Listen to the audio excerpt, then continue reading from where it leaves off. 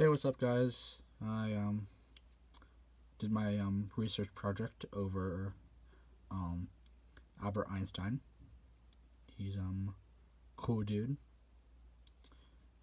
He's a theoretical physicist from the early um 20th century. So yeah. Um the he Albert Einstein, he inspires me because he's one of the greatest minds in history, and he basically dropped out of school because he wasn't vibing with the teachers and their strict disciplinary teaching style. It was like against the grain, and you know something that generally a lot of people wouldn't do. So good for him. And he was only 15 too when he did that. Um, After dropping out of school in Munich, he was he tried to get into the Polytechnic Institute, though his admissions exams weren't good enough. He wasn't good in biology, botany, chemistry. Basically, the only areas that he really shined in were, I think, literacy. And no, he wasn't good in literacy. The only areas he shined in were like physics and I believe engineering. But yeah. Um, then in 1933.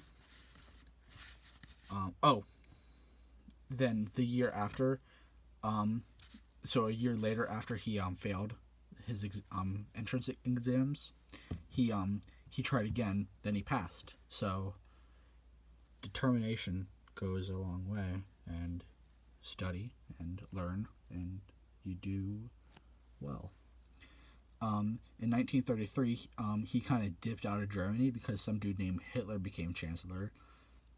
Yeah, and he lived in the U.S. for the rest of his life, and he was Jewish, so he kind of dodged the bullet with that one.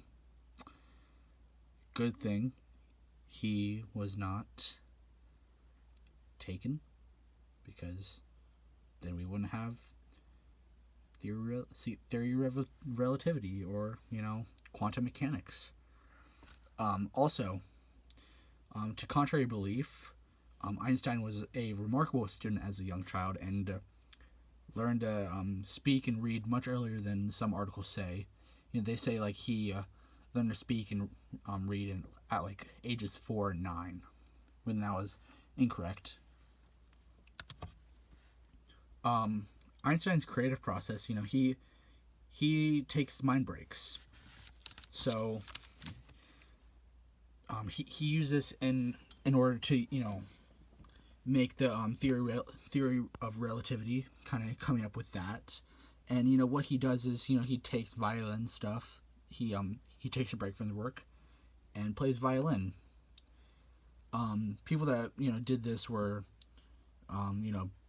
Beethoven, Tchaikovsky. They when they were working and like kind of writing music, they took like midday walks to ease their mind and maybe gain other inspiration outside of just sitting and writing music. So Einstein did this, and he gained some inspiration and some ideas through playing violin. So yeah.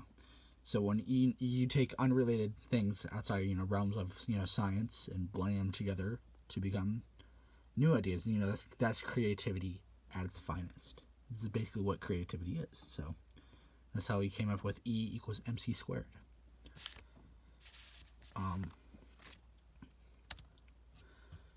Then you have E equals MC squared,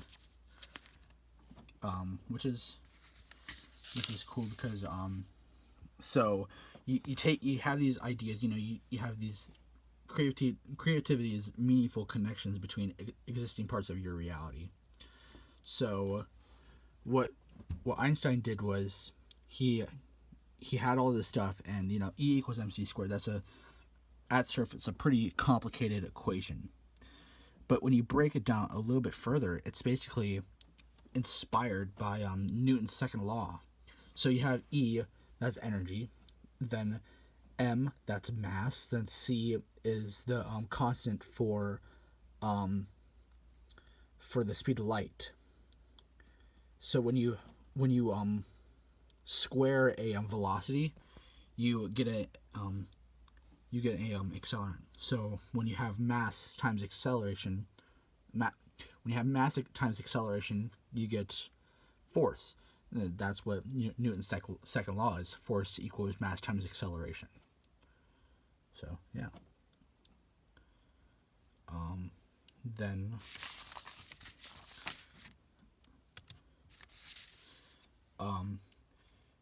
now this is Einstein's also most popular. It's a theory, but I the theory of relativity. I read it over, and when he was saying like E equals mc squared, it didn't really sound like hard science or hard facts. It sounded like poetry to me. So I'll read that because it was just beautiful. If a body gives off an energy L from a form of radiation, its mass diminishes by L over c squared. The fact that energy withdrawn from the body becomes energy of radiation evidently makes no difference, so that we are led to the more general conclusion that the mass of the body is a measure of its energy constant. If the energy changes by L, the mass changes in the same sense by L over 9 times 1020. The energy being measured in ergs and the mass in grams. It's not impossible that with bodies whose energy constant is variable to the high degree, the theory that may be successfully put to the test. If the theory corresponds to the facts, radiation conveys inertia between the emitting and absorbing bodies.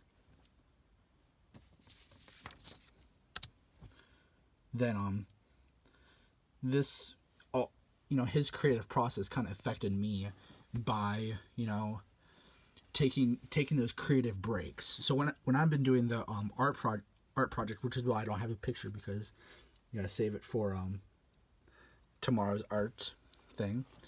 But when I was editing my picture, I was taking those creative breaks, like taking a step away, kind of viewing the world. So I would look outside, see how things are, and I watched The Matrix, and I drew some inspiration through The Matrix.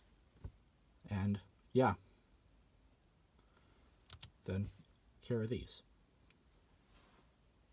I miss y'all. Bye.